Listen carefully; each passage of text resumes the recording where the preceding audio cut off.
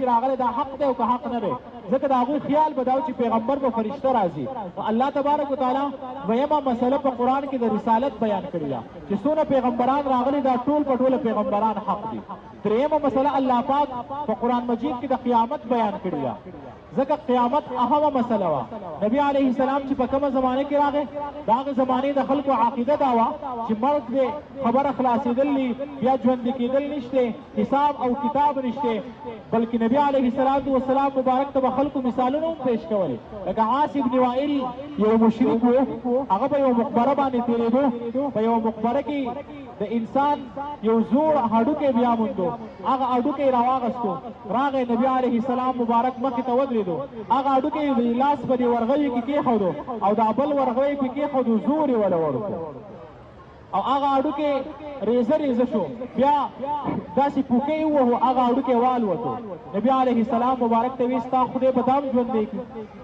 ستا خدای به دا هم ژوندی کړي الله تبارک وتعالی فرمایي وضرب لنا مثلا ونسي خلقا قال من یحیي العظام وهي رمیم دې قمقل ته ګوره دې ما ته مثالونه بیانوي چې دا ریزه شوی هډوکی به څوک ژوندی کړي الله فرمایي دې خپل پیدایش ته سوچ نه کوي چې دې ما د څه نه پیدا کړی قرآن کې الله فرمایي بلا قادرین علی ان نسوي بنانا تحقیق وس شوی دی په سونو کالی نه کېږي یو څو کالی کېږي چې د هر انسان په ګوتو کې چې دا کمې نښې دي دا نښې د بل انسان د نښو نه جدایي د نن نه 1400 کاله مخکې الله پاک قرآن کې فرمایلي بلا قادرین علی ان نسوي بنانا موږ په دې خبره باندې قدرت لرو چې د قیامت په ورځ انسانان راپاسو په دنیا کې چې په ګوتو کې کمې نښې دي د قیامت په ورځ به هم په هغه نښو کې راپاسي په هغه نښو کې به څه تبدیلي نه راغلي نو درېیمه مسله الله پاک د قیامت ذکر کړه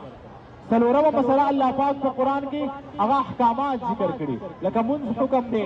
روژه حکم دی زکات حکم دی غیبت نه کول دا حکم دی چې غیبت مه کوئ دروغ نه ویل دا حکم دی چې دروغ مه وایئ سود نه کول دا حکم دی چې سود مه کوئ نو څلورم مسله الله پاک په قرآن کې احکامات ذکر کړي پنځمه مسله الله پاک په قرآن کې د منونکو واقعات ذکر کړي چې چا د پیغمبرانو خبره منلې د هغوی واقعات الله پاک په قرآن کې ذکر کړي لکه د قرآن په اکثرو سپارو کې الله تبارک وتعالی د موسی علیه السلام د قوم تذکره کړې ده یا په قرآن په سپارو کې الله تبارک وتعالی د ابراهیم علیه السلام د قوم تذکره کړې ده یا په قرآن کې الله پاک د عیسی علیه السلام د قوم تذکره کړې ده د الیاس علیه السلام د قوم تذکره کړې شوې ده د یعقوب علیه السلام د قوم تذکره شوې ده د یوسف علیه السلام د قوم تذکره شوې ده د اسماعیل علیه السلام د قوم تذکره شوې ده نو پنځم نمبر الله پاک د منونکو واقعات ذکر کړي او شپږم نمبر الله پاک په قرآن کې د نه منونکو واقعات ذکر کړي دي د ټول قرآن خلاصه څو خبرې شوې دي شپږ خبرې څو خبرې دي شپږ زموږ ستاسو دا درس به داسې نه چې زه وایم او تاسو به اورئ دا به د ویلو د اورېدلو د تپوس په انداز کې چې دا خبرې موږ ته یادې پاتې کېږي ټیک ده که نه انشاءالله داسې نه چې موږ ووایو خبره یېره شوه دا کومې چې موږ یادې کړو چې اوس موږ کور ته لاړ شو ماسخوتن موږ د خپلو کشرانو سره یا د بچو سره یا د مشرانو سره کینو نن دې ورته موږ صرف دا خبره وښایو چې موږ د قرآن خلاصه زده کړې چې د قرآن خلاصه شپږ خبرې دي څو خبرې دي شپږ تاسو ووایئ چې اولنۍ خبره توحید دی جی دویمه خبره رسالت دریمه خبره